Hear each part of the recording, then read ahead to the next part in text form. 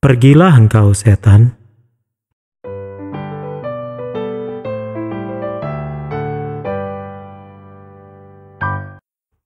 Halo adik-adik semua.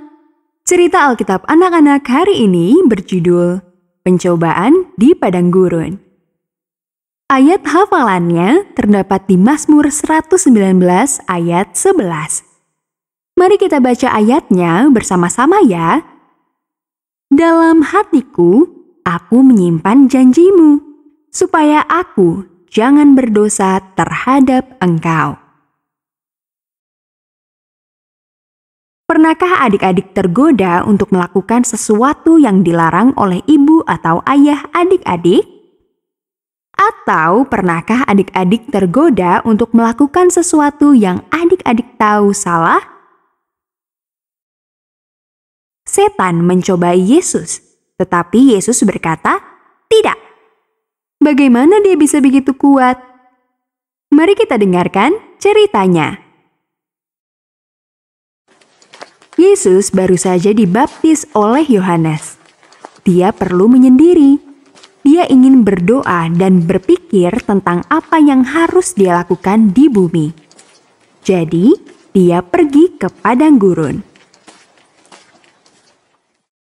Selama 40 hari, dia tidak makan. Dia berdoa sepanjang hari setiap hari. Setelah 40 hari, setan tiba-tiba muncul. Setan tahu Yesus lapar dan lemah.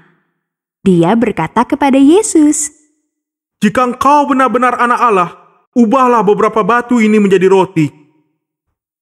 Setan tahu bahwa Yesus adalah putra Allah. Allah baru saja menyebut Yesus anaknya yang terkasih pada saat Yesus dibaptis.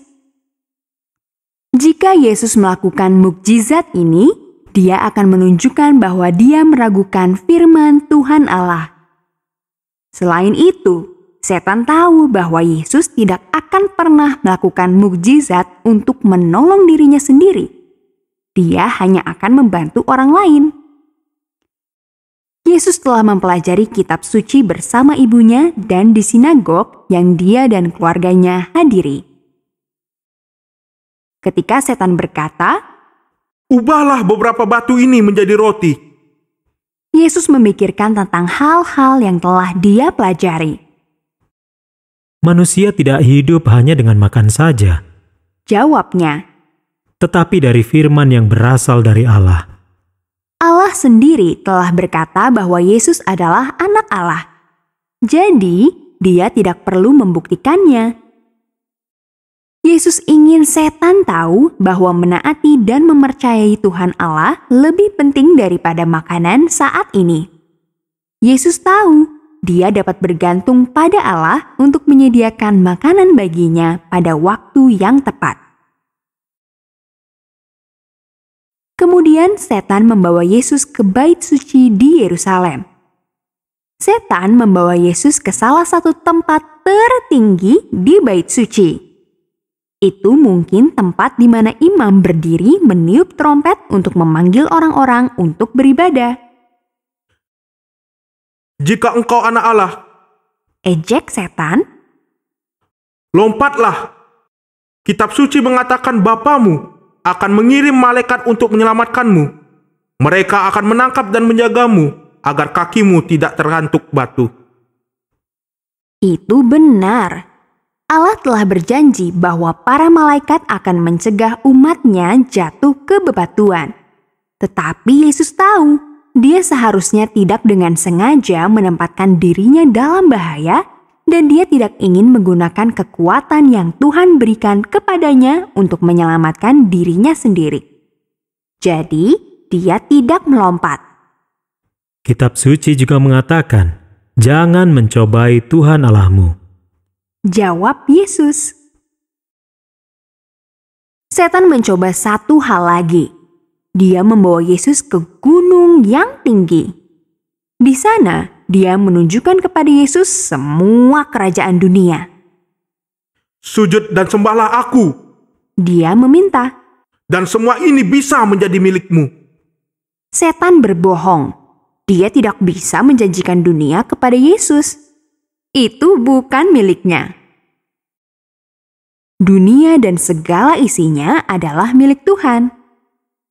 Setan tahu jika Yesus sujud kepadanya, dia tidak akan pernah bisa menyelamatkan dunia. Semua orang akan hilang selamanya. Pergilah engkau, setan. Yesus memerintahkan. Kitab suci berkata, engkau harus menyembah dan melayani Tuhan saja. Setan meninggalkan Yesus saat itu.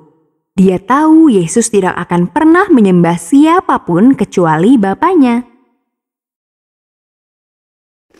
Setelah setan pergi, malaikat datang melayani Yesus. Mereka menghiburnya. Mereka memberinya makanan dan air. Bagaimana Yesus melawan pencobaan setan? Dia membaca kitab suci dan merenungkannya. Dia juga pergi ke sinagog setiap Sabat. Dia berpartisipasi dalam kebaktian dan dia berdoa. Adik-adik dapat membaca salah satu doanya dalam Yohanes 17. Menyembah Tuhan memberinya kekuatan. Adik-adik juga bisa mendapatkan kekuatan saat adik-adik menyembah Tuhan. Pelajaran dari cerita Alkitab anak-anak kali ini adalah: ketika aku memiliki firman Tuhan Allah di dalam hatiku, aku bisa mengatakan tidak kepada setan. Sampai jumpa di cerita Alkitab anak selanjutnya adik-adik. Tuhan Yesus memberkati.